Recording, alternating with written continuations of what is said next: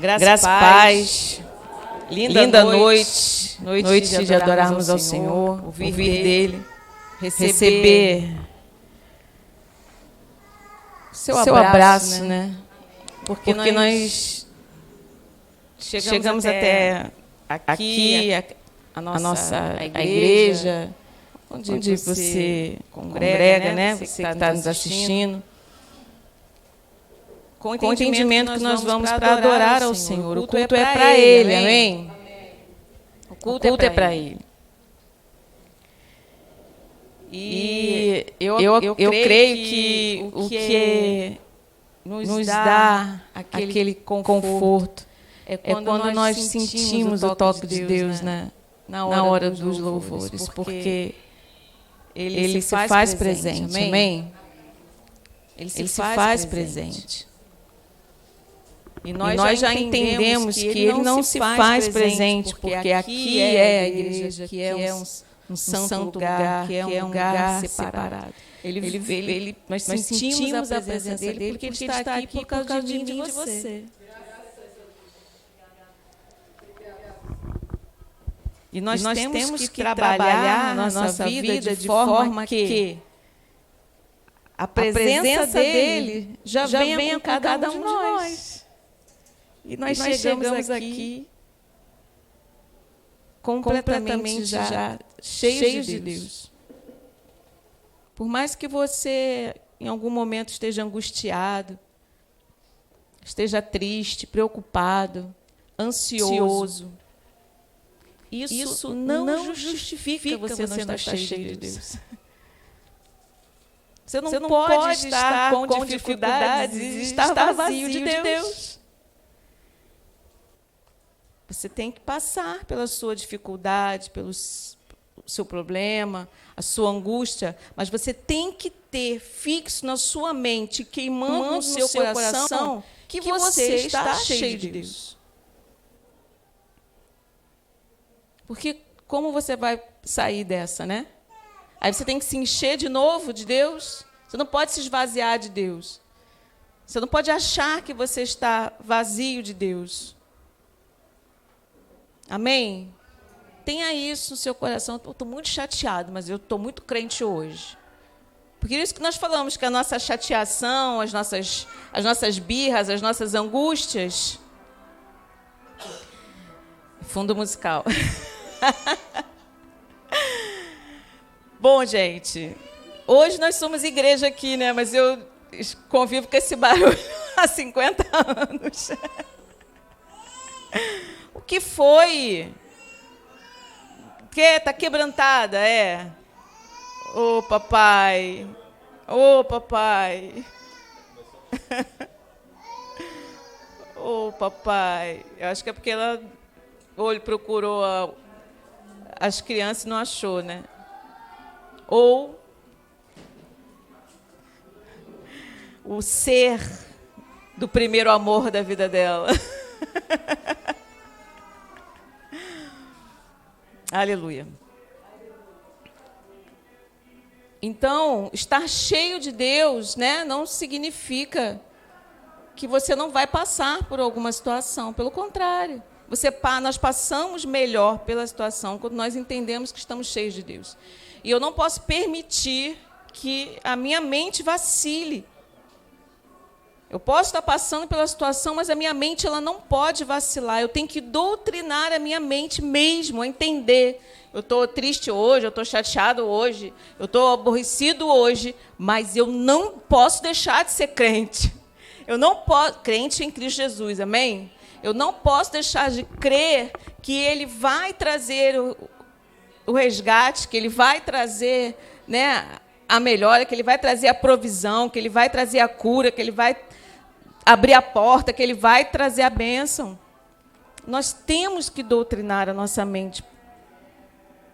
Dificilmente, você pode até conhecer uma pessoa que dificilmente fica triste, mas dificilmente você vai encontrar uma pessoa que não tem uma dificuldade num certo momento da sua vida. Sempre tem. Ainda que não seja seu, tem sempre alguém que traz um problema para você. E nem por isso você pode ficar preso nas suas angústias, nos seus temores, nos seus medos. Nós precisamos aprender a doutrinar a nossa mente. A palavra diz que nós podemos fazer isso, porque nossa mente ela é transformada, ela é renovada pelo pleno conhecimento de Deus. Então, quanto mais eu conheço de Deus, mais eu ando em equilíbrio. Andar em equilíbrio não quer dizer que o vento não vai tentar te derrubar. Amém? Então, nós possamos todos os dias, né, acordar com essa... Que hoje eu seja muito cheio de Deus. Para tudo. Amém? Não fique só cheio de Deus quando você está alegre, não. Fique cheio de Deus quando você está triste também. Se encha de Deus. Nem que seja dos salmos de socorro, de desespero, de misericórdia, mas fique cheio de Deus. Busque isso. Nós precisamos ser... Por que você está me olhando com essa cara assim? Ah, muito obrigada. Nós precisamos começar a ser o diferencial. Amém? Temos que começar a ser. Eu não tenho que esperar alguém ser o diferencial para mim. Eu tenho que ser o diferencial. Tem que partir de mim. Aleluia. Há umas 3 semanas atrás, eu acordei com uma palavra queimando no meu coração. E é uma palavra antiga, eu já ministrei uma vez sobre ela, numa vertente, e agora o Senhor está me levando a outra, no mesmo sentido, mas acredito que num nível um pouco mais elevado. E quando não foi um sonho, não tive sonho, eu acordei com Isaías 30 na mente. E não é a primeira vez, geralmente eu acordo com Isaías 30 na minha mente. E muitas vezes não é para ministrar, é só para que eu me lembre que ela está lá, que é uma palavra de muito peso e que eu preciso manter ela viva dentro de mim. Amém? Dentro de mim, para mim. Mas o Senhor me levou hoje a compartilhar ela novamente com vocês. E quando eu escrevia, a palavra que vinha à minha mente é o espírito de rebeldia.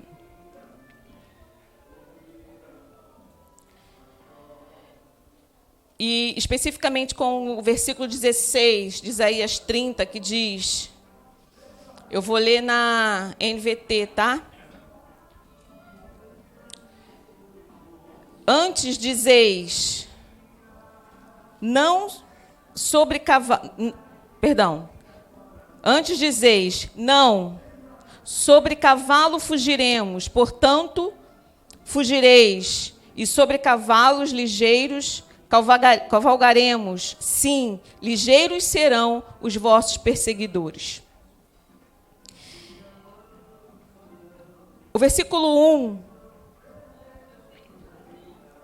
do texto de Isaías 30 diz assim: Ai dos filhos rebeldes, diz o Senhor, que executam planos que não procedem de mim e fazem aliança sem a minha aprovação, para acrescentarem pecado sobre pecado. Aqui Deus estava falando com Isaías sobre esse procedimento que era já uma reincidência sobre o povo, falando sobre rebeldia. E aqui o Senhor ele já estava alertando Isaías sobre essa pendência que os filhos de Deus já vinham andando há muito tempo. E ele diz, ai dos filhos rebeldes. Ai dos filhos rebeldes. versículo 8, ele fala assim: vai, pois, escreve isso numa tabuinha perante eles. Olha o que ele diz: escreve isso numa tabuinha perante eles. Ele manda que Isaías deixasse registrado aos olhos do povo. Ele não estava só falando, o povo não estava só ouvindo, o povo estava vendo que era algo que estava registrado. É como um decreto. É como, né, a tua identidade. A tua identidade, ela é um decreto sobre a tua vida. É o teu nome, é a tua identidade, é o teu, a tua... Eu esqueci o nome agora. É o teu nome aqui na Terra. A sua identidade. Pelo nome que você vai ser reconhecido. Existe um registro. Você tem o seu papel, sua certidão de nascimento na sua casa. Amém? Mas existe a escritura. Existe um livro, um grande livro lá no cartório, que está registrado, que você foi ali, que alguém foi lá e deu aquele nome para você. Então, tem uma autoridade ali. Tem algo que ninguém pode cancelar pela lei dos homens. E o que nós temos que parar para pensar é que Deus não fala assim. Muitas vezes nós vamos ler Deus falar com os profetas. Vai lá e fala. Mas ele diz, vai e registra isso. Escreve isso na frente deles. Porque eles não vão poder dizer que não foram avisados. Eles não vão poder reclamar que eu não dei um decreto. É Deus. Ele diz, eu, o Deus Todo-Poderoso é que estou falando. Então, existem palavras nas Escrituras que elas têm um peso de autoridade, de comando e de decreto, que são imutáveis. Você pode até dizer que não quer, você pode até dizer que não acredita, você pode até dizer que não quer aquilo sobre a sua vida. Mas, nas regiões celestiais, esta palavra está registrada. Não é algo que alguém contou, que alguém vai contar. Alguém contou... Isaías contou que Deus falou. Aí, mais na frente, o Nildo falou que Isaías falou que Deus contou. Né? Imagine se fosse chegar até hoje, né? Até esses séculos todinhos. Fulano falou que fulano falou que fulano falou. Está registrado. É decreto. E aí ele continua. Mesmo versículo. Escreve-o num livro, para que fiquem registrados para os dias vindouros, olha, para sempre e perpetuamente. Porque não era algo que iria acontecer para aquele povo. Deus não estava falando que aquele grupinho ali, aquele povo ali, era filho rebelde. Porque eles já não existem mais. Ele poderia ter... Este povo, ele fala, ai dos filhos rebeldes. Você se considera filho? Não necessariamente que essa palavra seja para você. É só você não ser rebelde. Mas ele diz, para os dias vindouros. Então, é para o nosso tempo. É para todas as gerações de filhos até o dia de hoje. Então, é para mim e para você. Versículo 9. Porque povo rebelde é este, filhos mentirosos, filhos que não querem ouvir a lei do Senhor. Eles dizem aos videntes: não tenhas visões, e aos profetas: não profetizeis para nós o que é reto. Olha o que ele diz aqui: não profetizeis para nós o que é reto. Tipo assim, olha só, não me ensina não, que eu não quero aprender. Não me fala a verdade não, que eu não quero ouvir. Foi isso que eles estavam fazendo naquela época. E essa palavra que ele deixou para nós era para que nós prestássemos atenção, para que não viéssemos a fazer. Então, assim, é uma palavra dura. Não é uma palavra dura, é uma palavra de aviso, amém? Para que nós não venhamos a ser. Né? A gente fecha, às vezes a gente está ouvindo a palavra, a gente fecha o coração e fala assim: eita, que essa palavra é dura. Mas a palavra não é dura se você não fizer. Mas é de aviso, é uma orientação, é um conselho de Deus. Aqui Deus estava dando um decreto, porque aquele povo estava sendo. Aquele povo estava fazendo isso, estava vivendo. Então, para eles. Para os tempos vindouros, é para aqueles que vierem a fazer, e para os que não querem fazer, se alertar. Amém? Fica mais suave assim?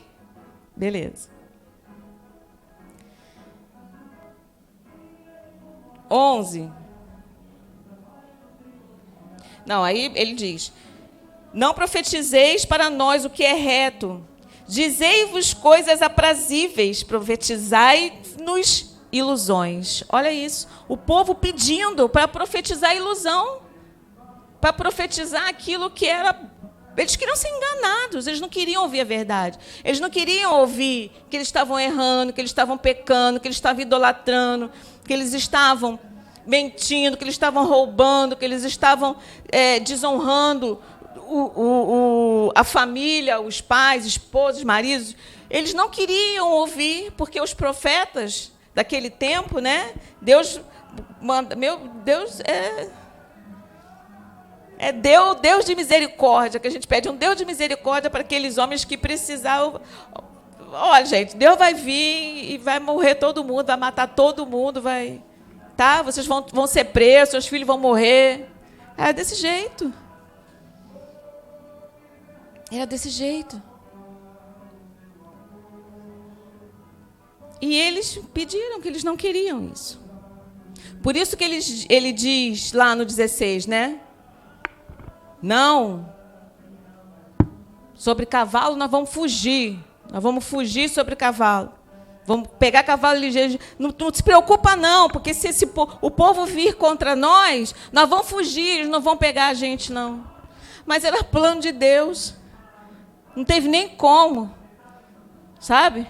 Eles estavam tipo a igreja de Cristo hoje, como nos tempos de Noé. Eles estavam lá curtindo, se divertindo, brincando, casando, se dando em casamento, fazendo festa, fazendo tudo. Quando eles abriram o olho, a Babilônia, Nabucodonosor já estava lá, bora, todo mundo preso, cativo. Desse jeito. Mas eles já tinham sido avisados. Deus não avisou depois. Eles já haviam sido avisados. E há quantos séculos nós estamos sendo avisados que Jesus vai voltar? E que nós temos que estar preparados. Alertas, atentos, com orações sóbrias, criteriosas, buscando intimidade com a Espírito Santo de Deus, para que nós possamos saber onde está, como está, com quem falar, para onde ir, de que forma falar, o que fazer. É disso que eu estou falando. Eu estou falando de um anúncio que tem que hoje que o registro desse anúncio chegou para nós séculos, para eles foram anos, mas para nós já sabemos disso há séculos. Nós, a humanidade, né? Eu não tenho séculos, não, eu só tenho 50. Vocês, não sei. Ele diz no 11 assim: Desviai-vos do caminho, apartai-vos da vereda. Não nos faleis mais do Santo de Israel. Olha isso. Eles literalmente negaram a Deus. Viraram as costas e falaram que não queriam Deus. Não nos fale mais de Deus. Quantas vezes nós já ouvimos isso, né? Eu não quero saber de Jesus. Quantos de nós muitas vezes já falou isso? Eu não quero saber de Jesus.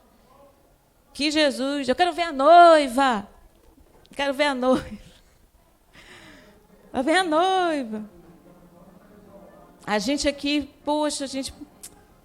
Vocês lembram que antigamente tinha aquela parede ali na igreja, né? Na igreja católica.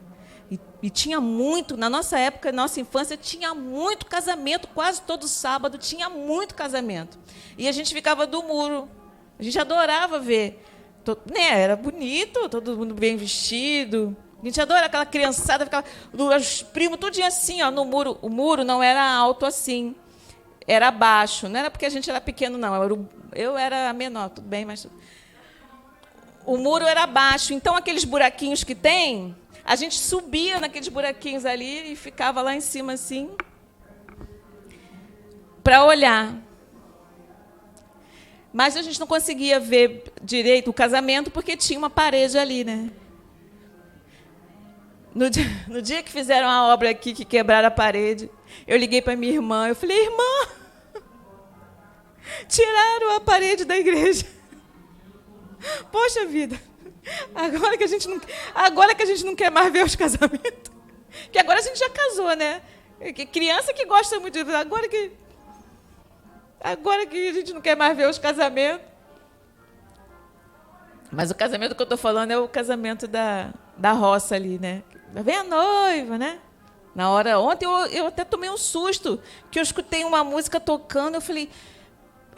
Estava passando um vídeo aqui sem som e a música tocando, e eu não estava entendendo nada. Eu falei, mas o que tem a ver essa música com esse vídeo? Mas não era a música lá de fora, com o vídeo que estava passando aqui. E ele diz, não nos fale do santo de Israel. Gente, não é história, está escrito, está na Escritura. Eles não quiseram Deus. Eles preferiram, eles já estavam completamente contaminados com a idolatria, com os deuses dos outros povos, com a irreverência. Já não há, né, muitas famílias já não tinha mais, já não existia mais todo aquele a doutrina, o processo que eles vieram trazendo para eles ali, que Deus mandou, os mandamentos, as leis, os estatutos, já não havia mais. Quantas famílias hoje nós estamos vendo assim, completamente arruinadas. Os filhos não pedem mais a bênção aos pais. Os pais tratam filhos como coleguinha, quer ser amigo, quer disputar roupa com o filho, quer ser mais jovem do que o filho, não há exemplo, não há doutrina.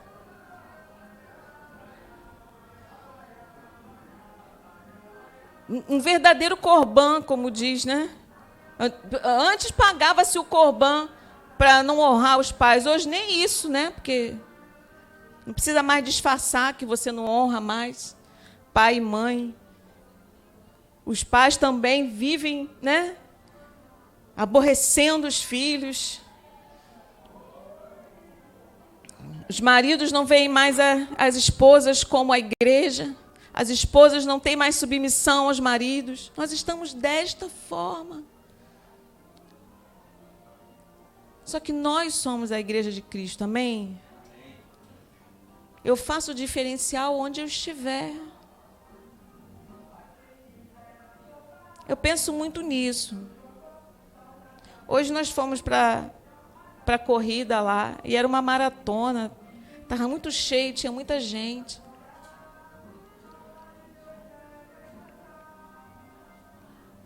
Mas quando eu passo ali naquela reta, eu nem tenho ido perto de ninguém, porque eu vou ali e eu vou orando naquele lugar, aquela estrada ali que você vê, que de vez em quando tem uns acidentes horríveis, os carros capotam, que aquilo ali é um tapete, né? Você vê, não é, a maioria artista, com carro importado, está sempre sofrendo um acidente ali naquele trajeto. Aí você passa naquele lugar lá no Monumento dos Pracinha. Meu Deus, quando eu passo por ali, aquilo me dá uma angústia de saber quantos jovens, quantos mortos que tem, que morreram naquelas guerras. Você pensa que eu estou lá só no selfie? Não, gente, eu estou ali. Eu falei, Deus, eu não quero estar aqui só por estar, porque senão eu não quero nem estar.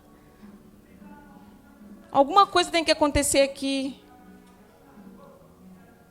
Pode ser que eu não veja, mas eu sei o que eu estou fazendo. Eu não estou me engrandecendo, não. Eu estou querendo dizer que você pode fazer o diferencial onde você for. Você pode estar passando mal dentro de um hospital. Se você começar a glorificar o nome de Deus lá dentro, gente, alguma coisa vai acontecer, porque Deus é Deus e Ele faz. Porque nós somos filhos. E a palavra diz que se nós pedirmos no nome de Jesus, Ele faz. Você pode até não ver, pode até não saber, mas algo vai acontecer. Eu doutrino a minha mente e eu resguardo o meu coração para crer nisso. Senhor, eu não vim aqui à toa, não passei por aqui à toa. Talvez você não veja, talvez você não venha ouvir. Mas você passar por um lugar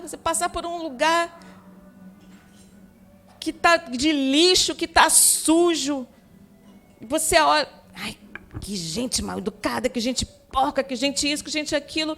Gente, eu começo a chorar, e eu falo assim, Senhor, em nome de Jesus, meu Deus, em nome de Jesus, Senhor, isso aqui pode mudar. Esse lixo pode sair, não me interessa quem jogou. Não vou dizer que a gente não fica chateado, aborrecido. Também isso seria hipocrisia. Mas nós podemos agir diferente, amém? Eu posso olhar para a pessoa e ver que ela está cheia de coisa ruim. Tu é ruim demais. Eu não quero nem ficar perto de você, tão ruim que você é. Ou eu posso olhar para ela e ter misericórdia. Meu Deus, se fosse eu que estivesse assim, se fosse eu que estivesse fazendo isso, se fosse eu que estivesse aprisionado, se fosse eu que estivesse trancado, se fosse eu que estivesse nessa paralisia, nesse nada na vida.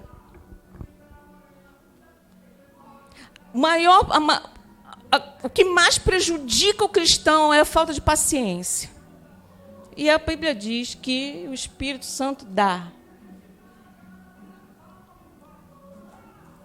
Eu sempre falo isso. Seria muito bom para quem é convertido a Cristo e quer fazer as coisas certinhos, que você ficasse perto de pessoas que são tudo top, tudo 10, tudo muito crente.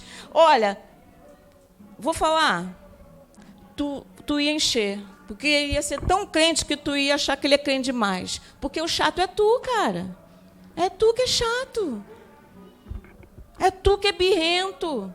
É tu que tem problema com as pessoas. É tu que não consegue olhar. É tu que não tem amor. Tu que não tem misericórdia. É tu. O problema não é o outro, não.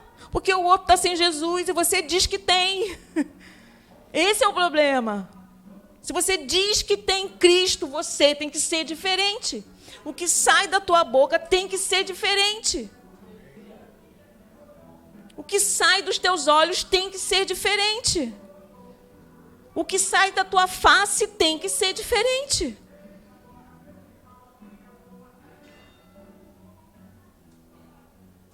Que vi um dia que eu fiquei muito irada da vida. Quando botaram na internet aquela piadinha a mulher crente lá, se estourando lá. Não sei te falar muito bem, que eu fiquei com... Tirei. Mas você não é o sal da terra? Sou. Eu sou o sal grosso. Ah, misericórdia, gente. Isso foi um crente que fez essa piada? E teve muito crente que riu disso. Acho que eu também sou o sal grosso. Misericórdia. Acorda. Isso é um espírito de rebeldia. Nunca é. Aceite você ou não, queira você ou não, sinta você ou não, acredite você ou não, é um espírito de rebeldia. Você está distorcendo a palavra. E quem distorce a palavra é o rebelde de Satanás. A Bíblia não diz que eu sou sal grosso. A Bíblia diz, ele me compara ao sal. Porque o sal, ele dá, não é porque eu sou salgado, é porque o sal, ele dá o diferencial. A comida pode estar linda e maravilhosa, está aqui os mestres aqui que não me vai me deixar errar, mas todo mundo aqui gosta de uma comidinha gostosa. Pode estar linda, pode estar toda enfeitadinha assim, de folhinha verde, assim, toda linda, né? Diferente, inovou. Isso. Mas se tivesse sem sal, você tem dificuldade até para comer. Imagine, gente, um filho de Deus sem sal, sem sabor, sem aroma de Cristo. Esse povo estava assim. Por isso que Deus fala, ai desse povo. Misericórdia desse povo. Deus já sabia.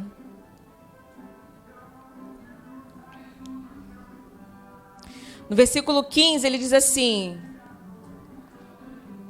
porque assim diz o Senhor Deus, o Santo de Israel. Olha aqui, porque o interessante é que aqui ele já não deixa dúvida, né? Se alguém que nunca leu a palavra pegar esse texto para ler e falar assim, ué, eles não queriam saber do Santo de Israel? Quem é o Santo de Israel? Deus vem e se apresenta. Porque assim diz o Senhor Deus, o Santo de Israel. Então era de Deus mesmo que eles estavam fugindo, era de Deus mesmo que eles, era para Deus mesmo que eles estavam virando as costas. E ele bota 2 pontos aí, que ele vai falar. Olha que delícia, gente. É o que Deus fala. Depois que ele falar assim, cara, tu é um miserável, tu vai morrer, tu vai cair. Mas olha só. Em vos converterdes e em sossegardes está a vossa... Está a vossa... Olha o que ele diz. Em você se voltar para mim. Em você se voltar para mim. Em você olhar para mim. Fica perto de mim, andar comigo. E sossegar. Qual é a tua versão? Diz o que aí? Uma versão diferente do sossegar. Eu acho que eu botei aqui, não. Na confiança. Sossega a tua alma. Aliás, a Bíblia diz que o Senhor refrigera a alma, né? Refrigera a tua alma, acalmando o teu coração no Senhor. Tem coisas que você não vai conseguir fazer, e tem coisas que não vai acontecer só porque você quer. Agora, se você colocar diante de Deus e declarar no nome dEle, Ele vai fazer, porque isso é decreto, foi Ele que escreveu, é no nome de Jesus. Mas não é porque você está cansado de lidar com a pessoa, não é porque você está cansada de uma situação, não é por causa disso, só pelo cansaço. O sossegar é se aconchegar nele, é se acalmar nele. Não é que você não vai sentir. Ele não está falando que você não tenha que sentir. Ele está falando, filho, ainda que você vai sentir. Mas se apega a mim. Confia em mim. Eu vou fazer. Amém? O desespero daquele povo é que eles passaram... Eles queriam ser o Egito na vida. Eles tinham inveja das coisas. Eles não queriam simplesmente viver daquela forma. Eles não olhavam o que aquelas pessoas estavam idolatrando, mas eles olhavam o que eles não tinham. Olha isso. Parece com alguma coisa do mundo de hoje? Eles olhavam o que eles não tinham. Eles tinham um Deus todo-poderoso, que tinha uma promessa para a vida deles, grande. Mas eles ficaram chateados, amargurados, desesperados e foram se afastando de Deus porque eles olhavam o que eles não tinham. Estava até conversando com o Nildo ontem. Por que pode? Por que aquele povo lá pode ali usar aquela coroa ali, daquela cor, e eu não posso? Só porque Deus disse que eu não posso? Por que eu não posso atravessar aquela rua ali? Só porque Deus disse que eu não posso? Eles começaram a questionar as coisas. Começaram a querer aquilo que os outros povos tinham. E não olhavam que o próprio Deus escolheu e separou eles como filhos. A gente, às vezes, passa muito por isso, né? Às vezes você tem lá uma pessoa que tem tudo, vamos dizer assim. Uma pessoa que tem tudo. Aí você vai ajudar um outro que não tem. Aí já fica, deu para ele, não deu para mim. Mas você já tem tudo. Você já tem tudo. Olha o que o outro não tem. Às vezes o outro não tem pai, não tem mãe, não tem um parente que socorre. Aí o outro quer o que o outro... Eu vi uma coisa assim interessante esses dias. E eu fiquei até meio assim, até andei dando uma procurada, mas falando sobre inveja, né? Que a inveja não é só querer o que o outro quer, né? A inveja, às vezes, é porque você não quer que o outro tenha. Por que ele tem? Por que ele tem 2 sapatos e eu só tenho um? Por que... Não olha o que tem. Às vezes ele tem 2 sapatos, uma vez o teu é mais caro do que os 2 que ele tem junto. Às vezes você tem uma família estruturada, abençoada. Talvez você não tenha um carro grande como a outra família tem, mas, de repente, a outra família lá está acabada, está destruída, está sofrida.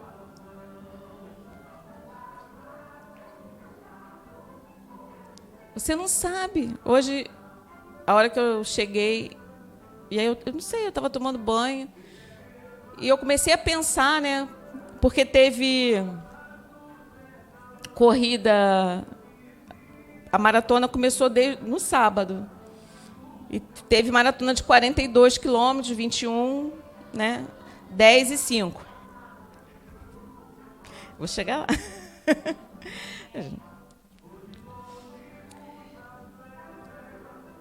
E aí eu não sei por quê. Porque, assim, gente, assim, é desesperador, sabe? Porque a gente está lá, né? Daqui a pouco você começa a ver o pessoal de 21 e 42 chegando. Gente, é diferente de ver na televisão, assim. O pessoal chega assim, ó.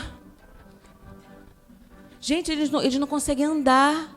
Você vê que eles estão assim, acabados, arrasados. Eles não conseguem. A gente viu um monte deles lá, tira sapato já, porque não aguenta ficar nem com o sapato, vai descalço, bota o chinelo. Eles estão ali, eles estão se superando naquilo ali. para conquistar, eles vão ser aclamados, vai subir num pódio, vai ganhar uma medalha, vai ganhar um troféu. Amanhã você vai ver o nome... Amanhã não, hoje ainda, né? Por causa da internet, é tudo mais rápido. Está lá. Não é gente rica, não. Você vê que são até os mais... né? Vai ser aclamado. Aí isso entrou na minha mente, mas ficou aí. Quando eu cheguei em casa, eu estava tomando banho, de repente aquela imagem voltou, que eu acho que... Aquela imagem voltou, mas aí já voltou com o texto, né? Gente, ele está vivendo um dia de glória hoje, mas a gente não sabe. De repente ele está passando por um problema, de repente ele está com um divórcio, de repente ele perdeu o filho, de repente o filho está ruim, está doente, está alguma coisa, a gente não sabe. Então, um dia de glória, às vezes, não quer dizer muita coisa. Mas eles pagaram um preço por esse dia de glória. Eles como é que dá o nome? Se superaram. Superou ali a força física, né, do ser humano. Para que eles pudessem conquistar aquilo ali. E nós? Por que a gente às vezes desiste? Porque ganhou um não, porque ganhou uma cara feia, porque alguém chamou de você te chamou de crente bitolado, porque alguém falou alguma coisa do evangelho que você se sentiu ferido. Está falando do evangelho, não está falando de mim, está falando de Deus. Foi ele que escreveu. Enquanto eu não falar, né, se não for o que eu falei de errado, mas se está na Escritura. Então eu não posso ser um filho ofendido, né? Porque está falando de Deus, mas está falando de Deus, mas Deus ele é a própria justiça, eu não preciso justificar Deus. E muitas vezes nós usamos isso como argumento para as nossas fragilidades, para desistir. E não nos empenhamos, não nos superamos nessas nossas angústias, né? Nessas nossas... nos milindres, nos traumas. Mas nós podemos ser melhores, amém? Porque o Senhor Jesus diz que nós podemos, Ele disse que nós poderíamos fazer coisas maiores. E coisas maiores, né? A gente fica, o que será maior do que Jesus ressuscitou morto? O que eu vou fazer maior?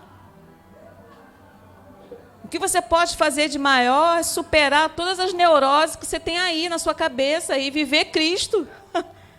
Isso é maior do que todas as coisas. Amém?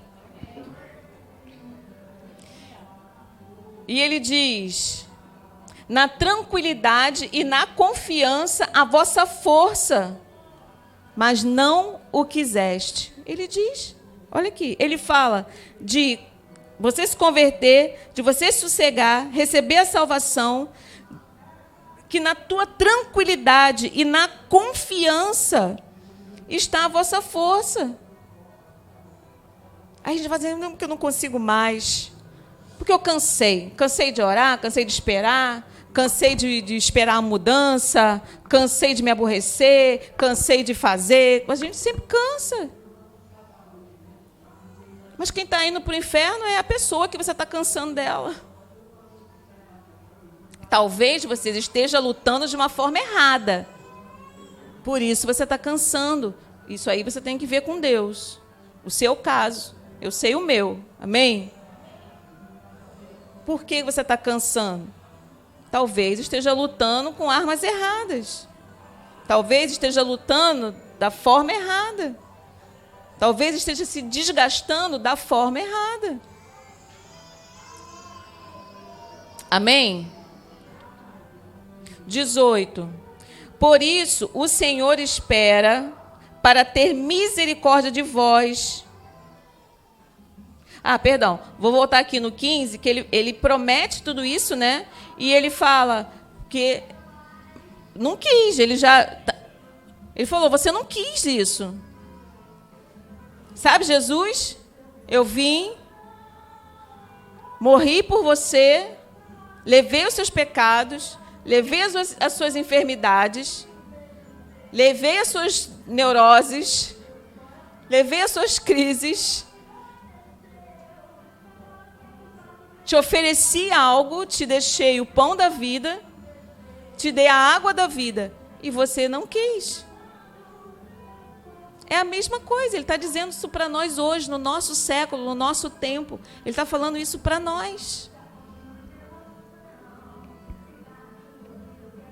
Aí ele diz no 18, por isso o Senhor espera para ter misericórdia de vós. Olha isso, ele falou que o Senhor espera. Vai acontecer tudo, mas ele vai esperar, porque ele quer ter, ele vai ter misericórdia. E se detém para se compadecer de vós, porque o Senhor é Deus de justiça. Bem-aventurados todos os que nele esperam. Não adianta você esperar na pessoa. Não adianta você ficar esperando a pessoa ficar boazinha, bonitinha, consertadinha, para você ser feliz, para você ter paz, para você louvar o Senhor, todo mundo junto de mão dada. Não é assim. Não é assim. E muitas vezes nós deixamos de ser este sal, porque esperamos na pessoa errada, esperamos na situação errada e esperamos da forma errada. Nós temos que esperar nele. Amém? 19. Porque o povo habitará em Sião, em Jerusalém. Tu não chorarás mais, certamente se compadecerá de ti a voz do teu clamor, e ouvindo-a te responderá. Olha isso, é promessa. Ele falou que ele vai ouvir a voz do clamor. Isso não quer dizer que você vai precisar ficar se rasgando. Ele ouve a voz. Ele está vendo. Um texto que eu não lembro onde está, mas ele fala, o Senhor vê todas as coisas. Ele está vendo. Ele vê o que está acontecendo. Ele está ouvindo o que está acontecendo. Ele vê. Não adianta a gente, fazer igual. Olha aí, Deus. Está vendo isso, né, Deus?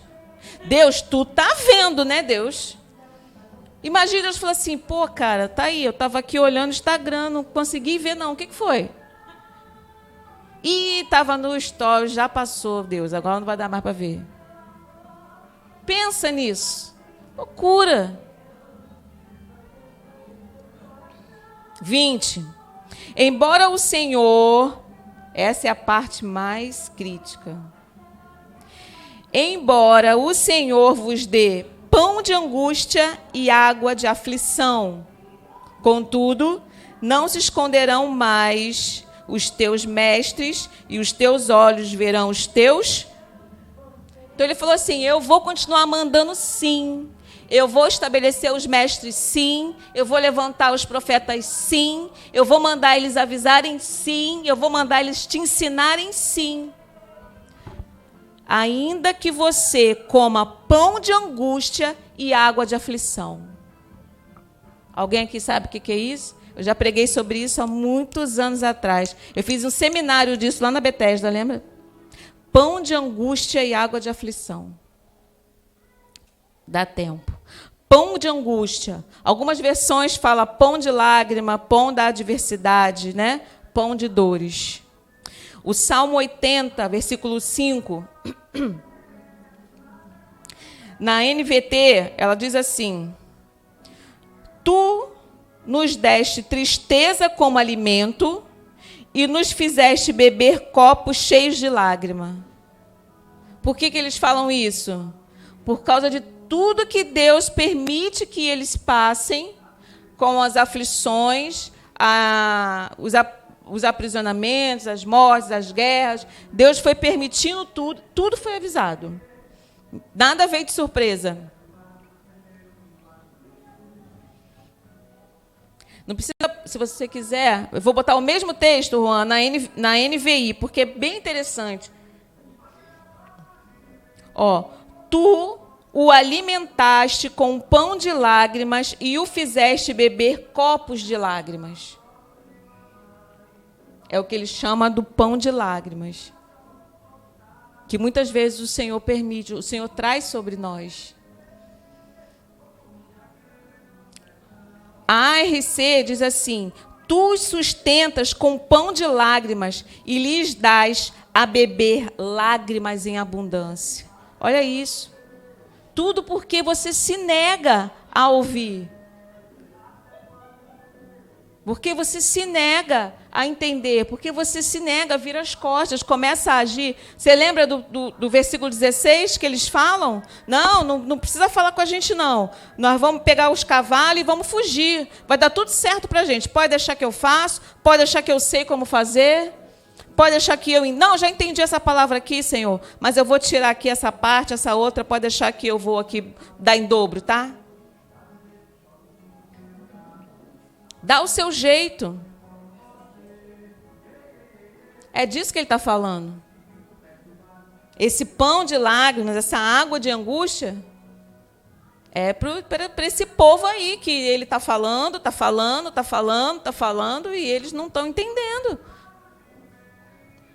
Então, ele sabe como ele vê? Ele vê um filho doente. Cara, meu filho está doente. Tem um espírito de rebeldia nele.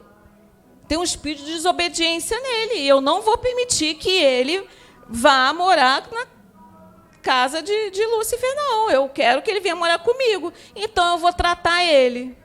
Eu vou cuidar dele. Então, esse pão de lágrimas, ele tem uma característica terapêutica.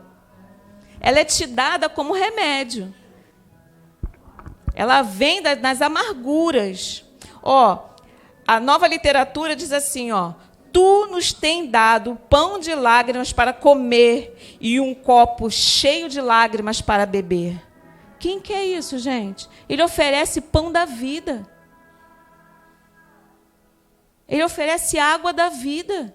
O mesmo Deus que oferece pão da vida, oferece água da vida, te oferece vida em abundância, te oferece plenitude de vida. Ele vai te dar um pão de lágrimas. Por acaso? Simplesmente porque ele quer? Alguma coisa tem, meu irmão. Alguma coisa tem. O Salmo 42, versículo 3.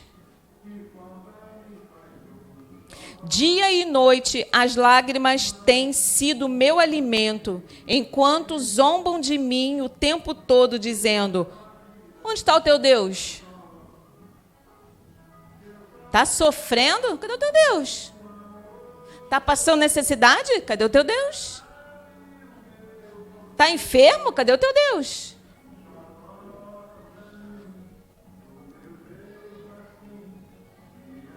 Então, esse pão,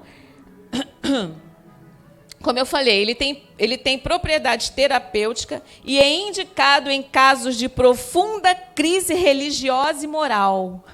Olha que legal. Esse pão de lágrimas dissolve, sabe o quê? Quem acertar vai ganhar aquele biscoito ali. Vai ganhar um saco de biscoito da doce de tia, quem acertar. O que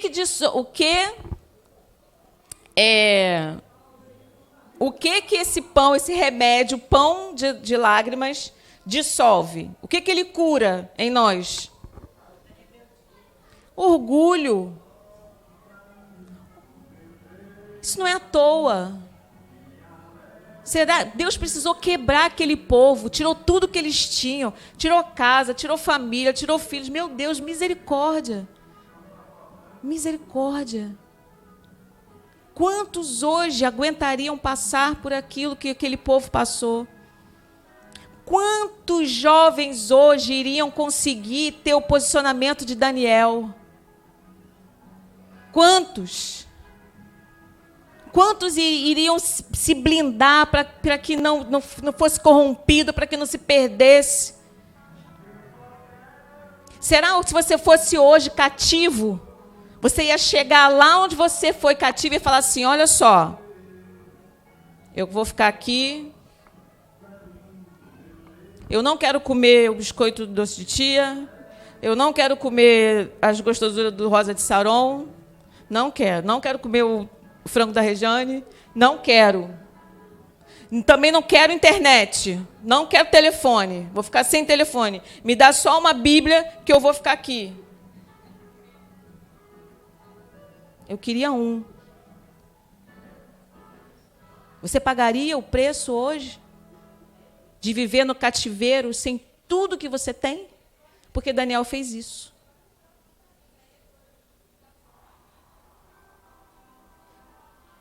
Você pagaria esse preço? Então, infelizmente, muitos filhos de Deus vão ter que passar por essa medicação do pão de angústia. Principalmente aqueles que não reconhecem que têm orgulho. Principalmente aqueles que não reconhecem que são desobedientes, que são rebeldes. Principalmente.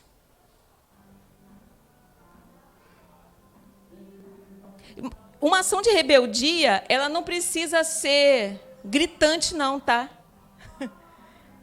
Às vezes, só você sabe o que você fez.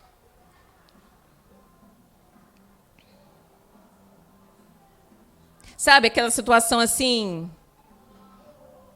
Ah, mãe, por que o meu papai não deixou eu fazer isso? Ah, liga não, teu pai é assim mesmo. Isso é rebeldia. Está ensinando rebeldia para o filho. É porque teu pai é assim.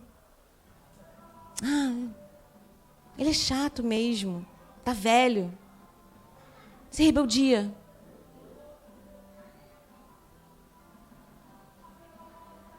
Hoje tem que fazer assim um pouquinho mais de comida. Ah, não vou fazer não. Come aí o que tem. Divide aí. Isso é rebeldia. Não é posicionamento, não, está errado. Não é posicionamento. Nós erramos porque nós colocamos conceito nas coisas que nós queremos que seja da nossa forma. Está errado. Cada um tem que saber do seu, amém? Eu estou falando o que eu uso para a minha vida. Não estou falando de ninguém nem julgando ninguém. Cada um vai saber aí. E se você não faz, meu irmão, glória a Deus, me ensina. Me ensina. Então, olha só, olha o que pode ser essas crises, né? O que ela traz com que dissolve esse orgulho? É quando você tem um compromisso pecaminoso. Isso é forte. Aí você não tem compromisso com as coisas de Deus. Você não tem compromisso com a leitura, não tem compromisso com a oração, não tem compromisso com o jejum, não tem compromisso com os horários do culto, não tem compromisso com as reuniões. Não tem compromisso. Mas tem compromisso com o pecado. Seja ele qual for. Você pode até não matar, pode até não roubar. Mas Jesus disse que aquele que chama o seu irmão de tolo está pecando tanto quanto aquele que matou.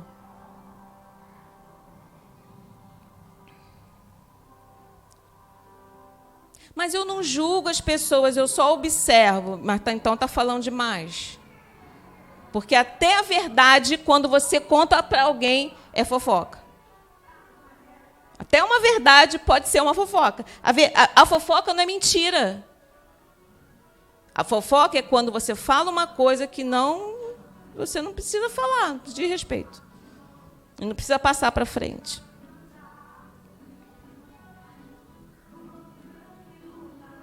Mas então agora não posso fazer mais nada? Se você lesse O Poder da Língua, que Deus me fez ficar 3 horas dentro do NSS, eu li um livro inteiro em 3 horas. Quando eu fechei a última página do livro, chamou meu nome desse jeito. E quando eu cheguei perto da atendente, minha boca não abria. Que eu tinha medo até do meu pensamento. Desse jeito. O poder da língua. que nós não temos noção do poder da palavra que nós falamos, muitas vezes entendendo que temos razão, que estamos certo, que estamos dando uma lição de moral ou que estamos direcionando. Às vezes você está direcionando para uma maldição com as palavras que você está falando. Era o que aquele povo fazia. Amaldiçoava a terra, amaldiçoava porque não chovia, amaldiçoava porque o profeta falava demais. Amaldiçoavam as coisas.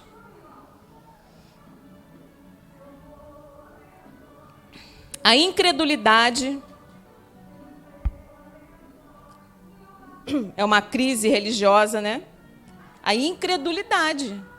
Às vezes você crê que Deus pode fazer uma certa coisa, mas não crê que ele pode fazer aquela. Não, isso aí. Às vezes você crê na. Não, isso aqui eu acho que é verdade, mas isso aqui. Não, isso aqui pode acontecer, mas isso aqui. Não estou falando, não estou nem citando o que é, para não dizer que é pessoal. Cada um sabe de si. Amém?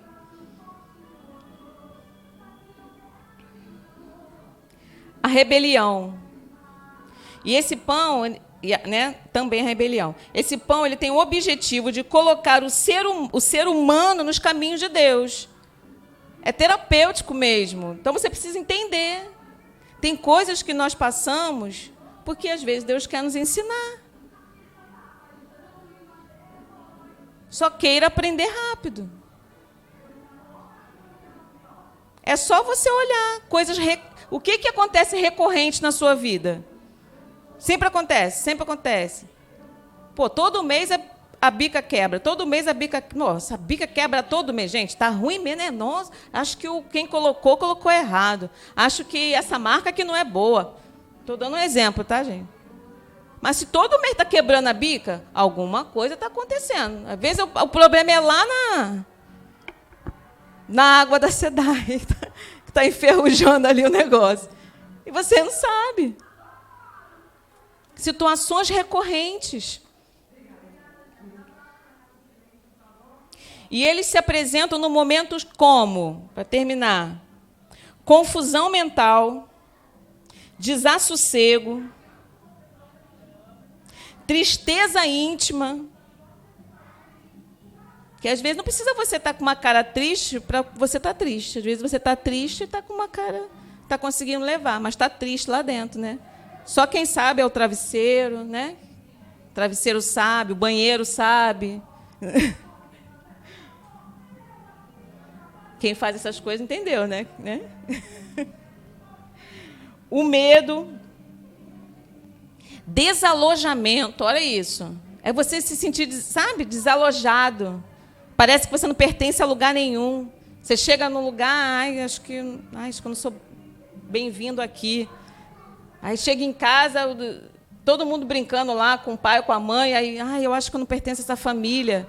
Está todo mundo feliz aqui, você está aqui querendo ficar acuado, está desalojado. Né? Diferente daquela pessoa que chega, gente, como é que é? Tudo bom? Como é que está aí? Não sei o quê, sei lá. Está conversando, quero entrar aqui no papo, não sei o quê. Nem sempre, não é desse jeito. Estou só dando uma... não vou ali não, porque eu acho que não me querem ali. Não, tem, logicamente que tem, né? Como é que senso, né? Tem coisas que é o senso. Não vou chegar ali, não. É o senso, é diferente, amém? Equilíbrio aí nas coisas. Enfermidade, problemas familiares, depressão econômica, afetivas, né? Muito recorrente. Você não consegue melhorar, não consegue consertar, não está sempre com problema econômico, sempre é uma depressão econômica. E as incertezas.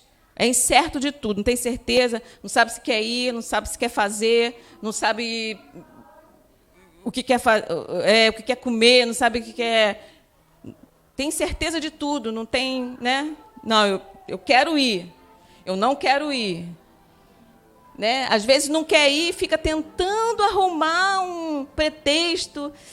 Tomara que se chover, acho que se chover, eu vou falar que não dá para ir. Eu estou falando nesse caso aqui, amém? Não estou falando de você ir para um lugar e está chovendo muito e você desistir de ir. Amém? Estou explicando que é para não ter confusão. A nossa vida tem que caminhar em equilíbrio. A gente não está falando dos normais, a gente está falando aqui dos doentes aqui que estão recebendo a medicação. Amém? Então, após produzir esse efeito necessário, esse pão ele é suspenso. Deus vai suspender, vai acabar. E ele vai voltar a nos dar o pão dos anjos. Né? Então, você anota aí, pra gente, eu não vou ler para que a gente possa acabar, o Salmo 78, versículo 24 e 25, fala do pão dos anjos. Eles comeram o pão dos anjos, receberam comida à vontade. É o maná de Deus, né? Hoje nós não contamos muito com maná, amém? Você vai, Senhor, manda o maná. Não vamos contar com maná, porque o maná foi um tempo de misericórdia ali para o povo. Nós não precisamos do maná, amém? O maná vai estar guardadinho para a gente lá. Em Apocalipse fala sobre isso, esse é outro assunto. Mas peça a provisão de Deus, né? Se você ficar pedindo maná e... eu estou no deserto, Deus, manda o maná. Não, saia do deserto, né? Aprenda o que você tem que aprender no deserto. O deserto é um lugar de aprendizado. Mas tem pessoas que fazem os seus desertos. Tem que ter cuidado com isso. Tem pessoa que se bota no deserto e não quer sair. Isso é o pior. Porque está acostumado a viver da misericórdia e não da graça. Amém? Amém. Eu vou parar por aqui. Tem outras coisas para a gente continuar. Mas eu quero fechar com vocês falando algo assim, muito interessante que tocou no meu coração esses dias. E lendo esse texto lendo esse versículo de Isaías 30, interessante que eu não tinha lido ainda um manuscrito de Lutero falando sobre esse texto. Eu achei bem interessante. Vocês me dão 2 minutos para eu ler? Hã? Não, se eu for ler as teses dele aqui... Não, é porque a Bíblia dele, né? A Bíblia dele, ele tem ele faz umas colocações sobre alguns textos, né? Então, assim, eu não li todos, que às vezes eu passo direto, mas no momento certo eu vou lendo. E essa aqui foi muito interessante que ele escreveu, olha só, falando sobre Isaías 30, versículo 19. Ele fala assim, ó: você precisa aprender a orar. E isso foi perfeito, porque eu falei para vocês que eu estou lendo um livro sobre oração e estou preparando uma coisa legal sobre oração para a gente falar aqui também. Você precisa aprender a orar e não ficar aí sentado ou deitado no banco, sozinho, cabisbaixo, sacudindo a cabeça, deixando que os pensamentos o devorem, preocupando-se e procurando uma saída sem ver outra coisa senão a sua tristeza e miserável situação. Vamos lá, anime-se, ajoelhe-se, levante os olhos e as mãos para os céus. Tome um salmo ou Pai Nosso e, com lágrimas, apresente o seu problema a Deus. Faça sua queixa, ore. Orar apresenta seu problema a Deus. Orar apresenta seu problema a Deus. Erguer as mãos em oração são ofertas das mais agradáveis. Ele quer que você lhe apresente suas necessidades. O que ele não quer é que você fique aí, corroendo-se, se torturando debaixo do peso da sua aflição, fazendo com que um problema acabe se transformando em 2, sim, em 10 ou até mesmo em 100.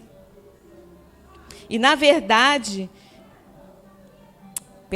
é da vontade de Deus que você seja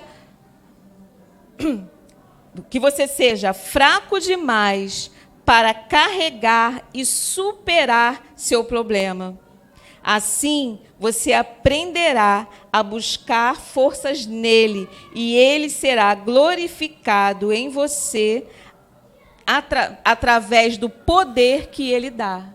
Olha o que ele diz, quando nós somos, ele fala que quando nós somos fracos é que nós somos fortes. Por quê? Porque quando você fica assim, não porque eu vou, não porque eu, você está sendo forte, Deus não vai fazer nada. Enquanto você agir da sua vontade, na sua força, no seu entendimento, nas suas convicções, naquilo que você pensa que é certo, naquilo que você acha que é certo, naquilo que você aprendeu de alguém lá atrás, que você entende que é certo e você quer fazer aquilo de novo, enquanto isso acontecer, Deus não vai fazer nada. Quando você se render a Ele, descansar nele, converter o seu coração a Ele, descansar nele, entrar na tranquilidade, Ele vai começar a agir. Porque essa é a vontade dEle. Veja, é isso que faz de alguém um cristão. É você saber se render a Deus. É você saber se colocar diante dEle. Eu li algo que mexeu muito comigo esses dias. Porque nós ouvimos, a palavra diz, né, que para que nós não venhamos a correr o risco, e corremos o risco de chegarmos às portas da Nova Jerusalém e o Senhor falar que não nos conhece, né? A gente sempre fala isso. A gente sempre lembra isso. Mas eu li algo há umas semanas que me deixou muito chocado. Porque ele diz que quando você não ora, quando você não tem o seu relacionamento de oração com Deus, você corre o risco de, quando você chegar, Ele não reconhecer a sua voz, porque Ele não te ouviu. Sabe? E não é falar, ai, mas eu falo com Deus. Mas fala, tá vendo, né, Deus? Olha aí, Deus. Deus, eu não posso falar nada, Senhor. Tu sabe do meu problema, tu sabe tudo que eu estou passando. Se tu quiser, tu faz, porque tu é Deus. Ele não vai nos reconhecer. Agora, a voz do Filho, Ele reconhece. Amém?